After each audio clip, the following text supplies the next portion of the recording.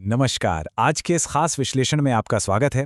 इतिहास की किताबें तो हम सबने पढ़ी हैं, लेकिन कैसा हो जब इतिहास खुद सचमुच अपने घर वापस लौट आए। आज हम बिल्कुल यही डिकोड करने जा रहे हैं। हम बात कर रहे हैं 11वीं सदी की मशहूर चोल प्लेट्स की घर वापस की। ये कोई रातों रात हुआ चमत्कार नहीं है, बल्कि पूरे 14 साल की कूटनीतिक मेहनत का नतीजा है। तो चलिए बिना किसी देरी के इस ऐतिहासिक सफर को समझते हैं। तो चलिए सीधे मुख्य बात पर आते हैं और शुरुआत करते हैं इसके भारी भरकम आकार से। 30 किलोग्राम। जी हाँ, आपने बिल्कुल सही सुना। जब भी हम किसी प्राचीन दस्तावेज के बारे में सोचते हैं तो दिमाग में कागज के पन्ने या छोटे मोटे सिक्के आते हैं, राइट? लेकिन यहां हम शुद्ध तांबे से बनी भारी भरकम प्लेट्स की बात कर रहे हैं, जिनका कुल वजन पूरे 30 किलो है। जरा सोचिए, इन्हें बनाने में कितनी मेहनत लगी होगी और इन्हें सदियों तक सहेज कर रखना अपने आप में कितना मुश्किल रहा होगा। अब सवाल ये है कि भारत की ये 30 किलो की अनमोल धरोहर इतने सालों से आखिर थी कहाँ? आपको जानकर हैरानी होगी कि 1862 से, यानी पिछले 150 सालों से भी ज्यादा समय से, ये नीदरलैंड्स के मशहूर लीडन विश्वविद्यालय में रखी हुई थीं।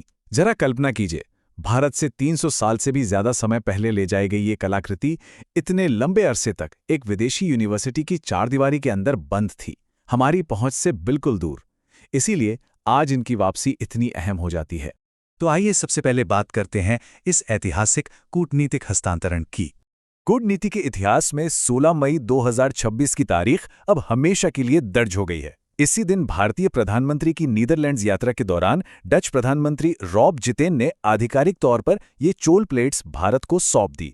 हालांकि इन भारी भरकम प्लेट्स को असल में भारत पहुंचने में अभी कुछ और हफ्तों का समय लगेगा, लेकिन ये आधिकारिक सेरेमनी इस बात की पक्की मोहर है कि 11वीं सदी का ये खजाना अब वापस अपने देश आ रहा है। दोनों देशों के बीच ये वाकई एक बहुत बड़ा कूटनीतिक कदम है। अब थोड़ा पीछे चलते हैं और समझते हैं इन चोल प्लेट्स के उद्गम के बारे में। चलिए समय के पहिए को थोड़ा पीछे घुमाते हैं और सीधे 11वीं सदी के भारत में चलते हैं। ये वो दौर था जब चोल राजवंश अपने बिल्कुल चरम पर था। उनका प्रशासन, उनकी संस्कृति, सब कुछ बेजोड़ था। इन तांबे की प्लेट्स का निर्माण उसी सुनहरे दौर में हुआ था। अगर इनके मूल स्थान की बात करें तो ये तमिलनाडु के नागापट्टिनम इलाके से ताल्लुक रखती हैं। नागापट्टिनम उस समय एक बहुत बड़ा सांस्कृतिक और व्यापारिक केंद्र हुआ करता था। यहीं से 300 से भी अधिक वर्ष पहले इन्हें ले जाया गया था। सदियों का ये लंबा विस्थापन आज हमें इनके ऐतिहासिक महत्व को और गहराई से समझने पर मजबूर करता है।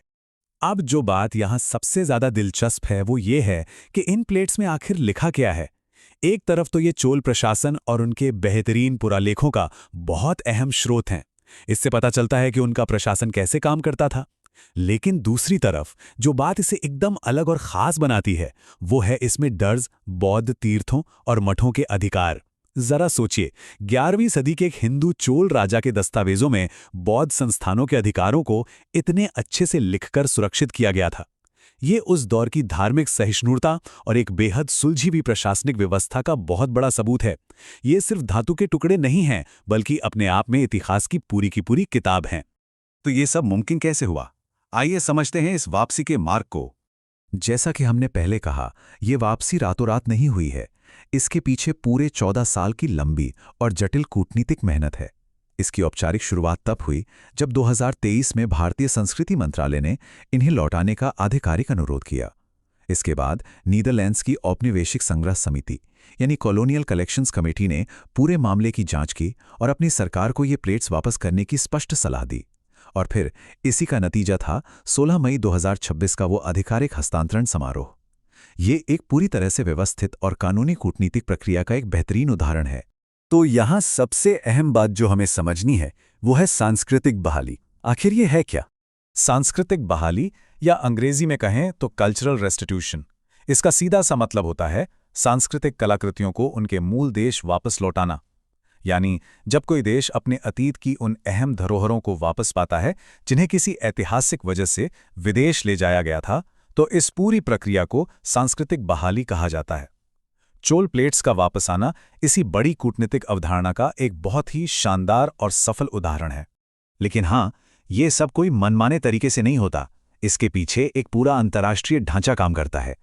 मुख्य रूप से ये पूरी प्रक्रिया 1970 के यूनेस्को कन्वेंशन के नियमों से तय होती है। इसके अलावा देशों के बीच होने वाले खास द्विपक्षीय समझौतों के जरिए इसे जमीन पर उतारा जाता है, ठीक वैसे ही जैसे भारत और नीदरलैंड्स के बीच बातचीत हुई। और एक और जरूरी बात, ये कदम औपनिवेशिक युग की कलाकृतियों को वापस करने की नीदरलैंड्स की अपनी राष्ट्रीय नीति के भी बिल्कुल अनुरूप है। अब इस पूरी घटना को हम वैश्विक विरासत आंदोलन के बड़े परिप्रेक्ष्य में देखते हैं। ये सिर्फ एक कलाकृति की वापसी भर नहीं है, ये अपनी खोई हुई विरासत को वापस लाने के भारत के एक बड़े वैश्विक प्रयास को और भी मजबूत करता है। और ये सिलसिला सिर्फ नीदरलैंड्स तक सीमित नहीं है। अगर हम हाल के वर्षों पर नजर डालें तो पाएंगे कि अमेरिका, ब्रिटेन और ऑस्ट्रेलिया जैसे देशों से भी भारत की कई प्राचीन कलाकृतियां सफलतापूर्वक वापस लाई गई हैं। ये साफ तौर पर दिखाता है कि आज की आधुनिक भू राजनीति में सांस्कृतिक कूटनीति कितनी तेजी से अहम होती जा रही है। दुनिया भर के देश अब अपनी सांस्कृतिक पहचान को अंतर्राष्ट्रीय संबंधों का एक बहुत ही महत्वपूर्ण हिस्सा मान रहे हैं। और इसी के साथ हम आज के इस विश्लेषण के बिल्कुल अंत में आ गए हैं। लेकिन जाने से पहले एक बहुत ही दिलचस्प और सोचने वाला सवाल छोड़कर जाना चाहेंगे। क्या 14 साल की ये भारत डच कूटनीतिक सफलता वैश्विक सांस्कृतिक बहाली के लिए एक नया मानक स्थापित करती है? जिस तरह से आपसी समझ, कानूनी प्रक्रियाओं और कूटनीति ने 30 किलो की इन चोर प्लेट्स की घर वापसी तय की है, क्या वो दुनिया के बाकी देशों के लिए भी एक रोल मॉडल बन सकता है? इस सवाल का जवाब तो शायद आने वाला वक्त ही देगा। हमारे साथ इस अहम ऐतिहासिक सफर में शामिल होने के लिए आपका बहुत बहुत शुक्रिया। इतिहास के पन्नों को ऐसे ही पलटते रहें और नई चीजें सीखते रहें।